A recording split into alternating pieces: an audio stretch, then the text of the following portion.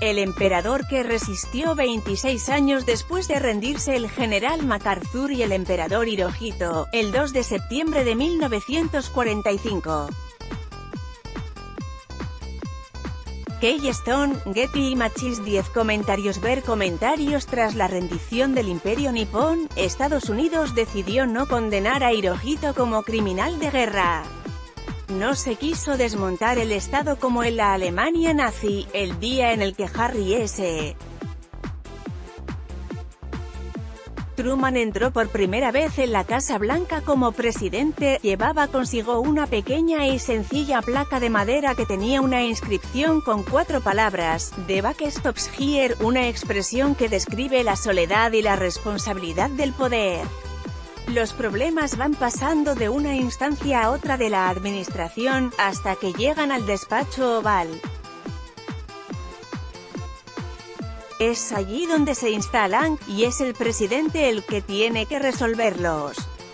Truman colocó la placa sobre su mesa de trabajo poco después de que Eleanor Roosevelt le informara de que su marido, el presidente, había muerto. Y de que, dado que ocupaba la vicepresidencia, ahora el presidente era él. ¿Puedo hacer algo por usted?, preguntó Truman a la viuda, con la compasión a la que obligaba el momento. «¿Puedo hacer yo algo por usted? Porque es usted el que tiene un problema ahora», respondió Eleanor. Era el 12 de abril de 1945, Truman había jurado su cargo como vicepresidente apenas 82 días antes. Y, en efecto, tenía un problema, aunque mucho mayor de lo que él creía. Porque Roosevelt nunca le había hablado del proyecto Manhattan, en realidad, nunca le había hablado de nada. El proyecto Manhattan era la bomba atómica.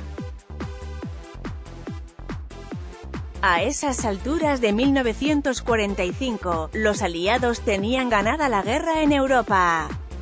Mussolini sería fusilado por un grupo de partisanos el 28 de abril, 2 días después, Hitler se pegaría un tiro en la cabeza. Y en el Pacífico, la Armada Imperial de Japón estaba casi destruida y las autoridades solo aspiraban a impedir una invasión. Estados Unidos esperaba la rendición incondicional. Pero el oficial de inteligencia Charlton Cockburn trató de convencer a sus superiores de que tal cosa no ocurriría por las vías tradicionales. En toda la guerra no se ha rendido ni una sola unidad militar japonesa. Preferían morir, y a la muerte se encaminaron con ciega determinación. Los generales americanos situaron a Truman delante de 3 opciones. Podía buscar una solución diplomática, en la que ya nadie creía. Podía ordenar la invasión terrestre de Japón, poniendo en riesgo a cientos de miles de jóvenes soldados, y podía lanzar la bomba atómica. Diplomacia, invasión o bomba. The buck stops here, bomba. Los habitantes de Hiroshima vieron el 6 de agosto de 1945 amanecer una mañana luminosa. Para muchos, sería su última mañana. No hubiera sido así de haber amanecido cubierta de nubes, porque el bombardero B-29 de la Fuerza Aérea Americana, bautizado como Enola Gay, recibió la orden de no dejar caer la bomba si los pilotos no veían lo que había debajo. Tenían que lanzarla con precisión sobre el centro de la ciudad, y lo hicieron. El artefacto infernal estalló a las 8:15 a unos 600 metros de altura sobre la vertical del Hospital Shima.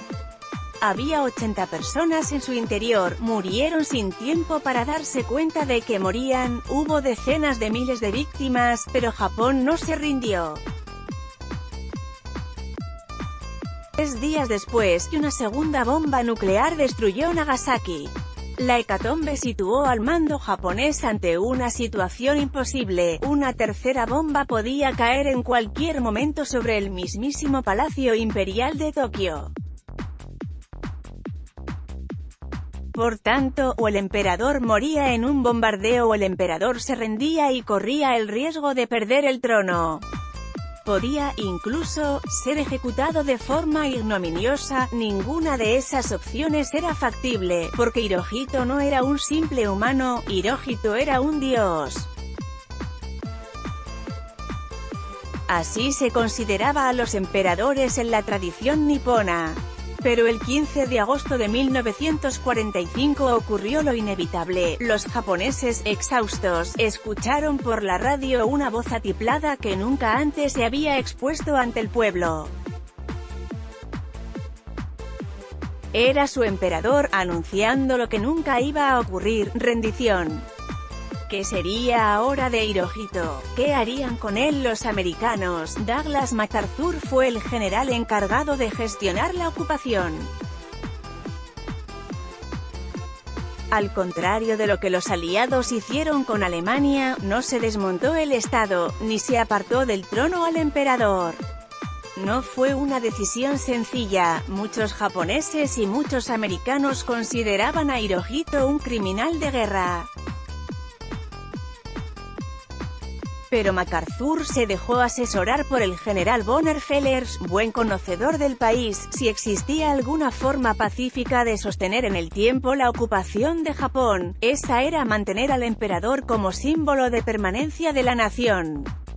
El 26 de septiembre de 1971, Hirohito descendió de su avión en Anchorage, Alaska. Estaba en Estados Unidos. Le esperaba el presidente Richard Nixon, que celebró el momento porque se trataba del primer monarca reinante en la larga historia de Japón que pisa suelo extranjero. El emperador seguía siendo emperador 26 años después de rendirse, lo sería durante 63 largos años, hasta su muerte en 1989. Desde el trono, y después de perder la guerra, vio pasar a 8 presidentes de Estados Unidos. Japón se convirtió en un país sin apenas defensa militar propia, pero en una superpotencia económica. Vicente Vallés es director de las Noticias 2 de Antena 3, te puede interesar relacionados.